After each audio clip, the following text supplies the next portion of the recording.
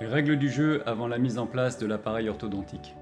Bonjour madame, bonjour monsieur, c'est Dr Berman, orthodontiste à Coulommiers. Permettez-moi d'abord de vous remercier pour la confiance que vous m'accordez en vous préparant à me confier la réhabilitation du sourire de votre enfant. Mon équipe soignante et moi-même nous efforcerons de nous en montrer dignes. Lors de votre précédente visite, nous avions abordé le diagnostic des anomalies de position des dents et des possibles décalages des mâchoires présents chez votre enfant, ainsi que la perspective de mise en œuvre d'un traitement orthodontique de réhabilitation. J'avais insisté sur la première particularité de ce genre d'entreprise, puisque bien souvent, et contrairement à un soin médical classique, le traitement dure en moyenne 2 ans. Nous avons parfaitement conscience de ce temps de soins exceptionnellement long et mettons en œuvre beaucoup d'énergie pour l'optimiser. Mais dans l'état actuel de la science, certains principes biologiques restent incontournables, ce qui explique la durée. Nous reviendrons sur les risques que peuvent faire porter les appareils présents sur la bonne santé de la bouche, car c'est vrai pour tout acte médical qui vise à améliorer l'état de santé, mais qui doit en premier lieu ne pas nuire à la personne auquel il est administré. C'est donc en vue de répondre à un double principe de prévention et d'efficacité que je souhaite porter à votre connaissance, ainsi qu'à celle de votre enfant, les 3 petites particularités qu'il va devoir observer au quotidien, et il serait très bon qu'il visualise également cette vidéo d'ici notre prochain rendez-vous. En effet, si le recours à un traitement d'orthodontie s'est largement répandu dans la population générale en France, nous constatons tous les jours qu'à titre individuel, il n'est pas a priori évident d'y faire face, et la bonne observance des soins est une des conditions essentielles de leur plein succès. En tout premier lieu, l'entretien des appareils est essentiel à la préservation de la bonne santé de la bouche. Vous connaissez certainement ce qu'on appelle les bagues. C'est un terme dépassé aujourd'hui car les anneaux métalliques que l'on utilisait pour cercler les dents ont été abandonnés depuis l'apparition de colles efficaces. Mais nous allons conserver le terme bague qui a l'avantage d'être parlant et qui est devenu générique pour un appareil orthodontique fixe. Vous réalisez sans peine que ces dispositifs médicaux collés à la surface de l'émail dentaire de chaque dent créent des reliefs dans lesquels les microbes de la cavité buccale ne vont demander qu'à se nicher et se reproduire. Et avec leur vie organique intense, cela peut se révéler nuisible à la bonne santé de la bouche, car cela favorise l'apparition de taches sur les dents, de caries, de saignements des gencives et à terme éventuellement de déchaussement dentaire. Si bien que techniquement, le brossage des dents va devoir connaître un double saut qualitatif et quantitatif. D'abord qualitatif, puisque le patient va devoir modifier sa technique de brossage. Alors bien évidemment, nous lui expliquerons tout ça en temps voulu et nous assurerons qu'il a bien compris, mais nous ne pouvons pas nous substituer à lui pour ce travail. La brosse à dents électrique est autorisée, sous certaines conditions qui vous seront précisées. Et un saut quantitatif également, puisque l'expérience nous montre qu'il faut dégager avec les bagues en bouche pas moins de 5 minutes, 2 fois par jour, le matin après le petit déjeuner et le soir après le dîner pour se laver les dents. Ce combat permanent représente presque 1h15 de travail par semaine. C'est conséquent, et pas question de grimper dans le bus scolaire ou d'aller se coucher avec les dents non brossées, car les microbes ne connaissent ni la panne d'oreiller, ni la soirée d'anniversaire qui s'éternise. Règle numéro 2. Le port des élastiques de traction. Les générations précédentes de patients, et peut-être vous-même, ont connu divers dispositifs orthodontiques auxiliaires, péricrâniens ou faciaux, sous forme de casques et de masques, qui présentaient l'immense inconvénient d'être disgracieux, encombrants et inconfortables et mal portés, et donc source de peu de reproductibilité dans les résultats.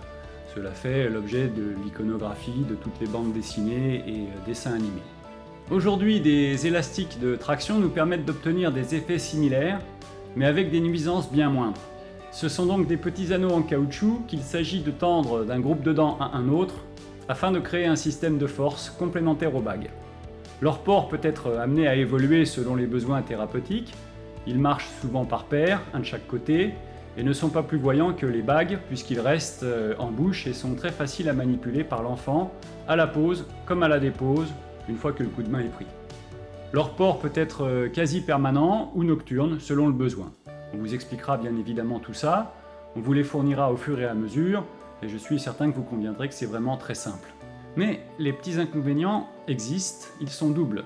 D'une part, soumis aux contraintes mécaniques et biologiques de la bouche, les élastiques vont s'user assez rapidement, et il s'agit de les changer au moins une fois par 24 heures. Vous conviendrez qu'il serait ridicule de convoquer au cabinet votre enfant quotidiennement pour ce faire, et donc il sera responsabilisé à ce travail. D'autre part, il fonctionne sur le principe d'une ordonnance médicamenteuse. Ne pas les porter suffisamment et le traitement a toutes les chances d'échouer. Les porter à l'envers revient à piocher au hasard un médicament dans la pharmacie en espérant qu'il va tout guérir. C'est rarement le cas et cela peut surtout se terminer par un empoisonnement.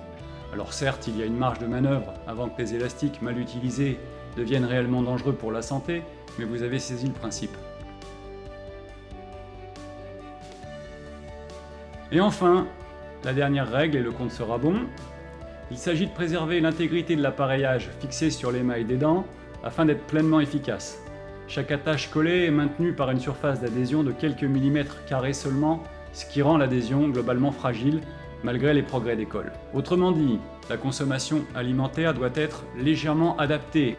On ne peut donc pas arracher des bouchées entières de sandwich ou croquer à pleines dents dans une pomme, ni même consommer des aliments durs et collants sous peine de casse qui retarderaient la finalisation du traitement ou pourraient remettre en question certains de ses objectifs. On vous remettra une liste non exhaustive, mais sachez qu'il y a beaucoup de sucreries qui répondent à la double description dur et collant et qui donc seront strictement à abandonner à la maison comme à l'école pendant la durée des soins. On pense évidemment, et je vais citer des marques, au nougat, caramel et autres carambars et tout ce que propose la marque Haribo. Tous ces bonbons sont parfaitement incompatibles avec les bagues. En revanche, j'essaie de ne pas faire preuve d'intégrisme inutile, même si je ne suis pas vraiment là pour promouvoir la consommation abusive de sucre, mais certaines gourmandises sont autorisées. L'enfant peut par exemple consommer des sucettes tant qu'il ne les croque pas, ou du chocolat s'il ne contient pas de noisettes entières ou de caramel.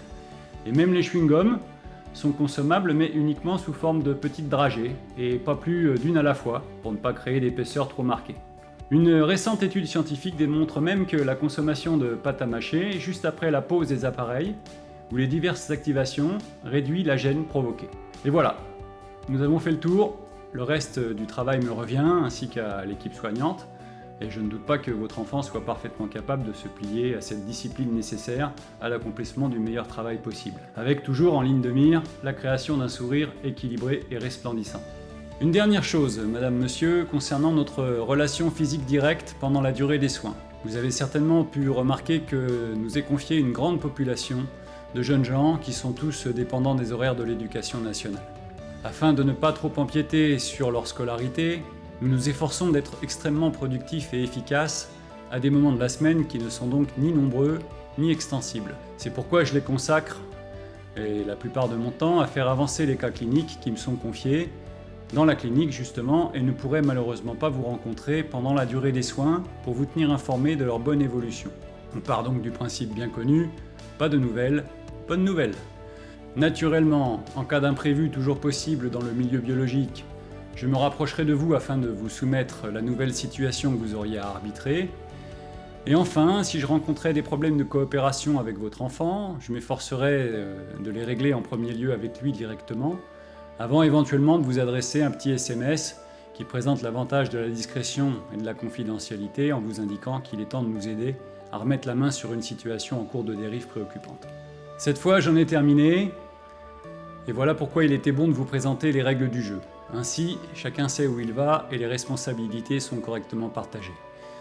Rassurez-vous, la mise en œuvre de ces règles est simple, puisque presque 100% de nos patients sont en mesure de les supporter de manière autonome.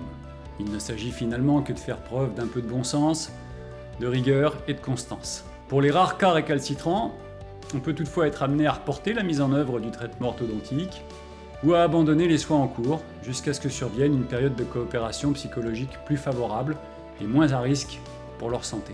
Je vous remercie grandement pour l'attention que vous avez bien voulu porter à mon propos. Nous nous retrouverons prochainement au cabinet dans le cadre de votre prochain rendez-vous au cours duquel je ne manquerai pas de répondre à vos diverses questions. Je vous quitte et vous adresse mes salutations dévouées.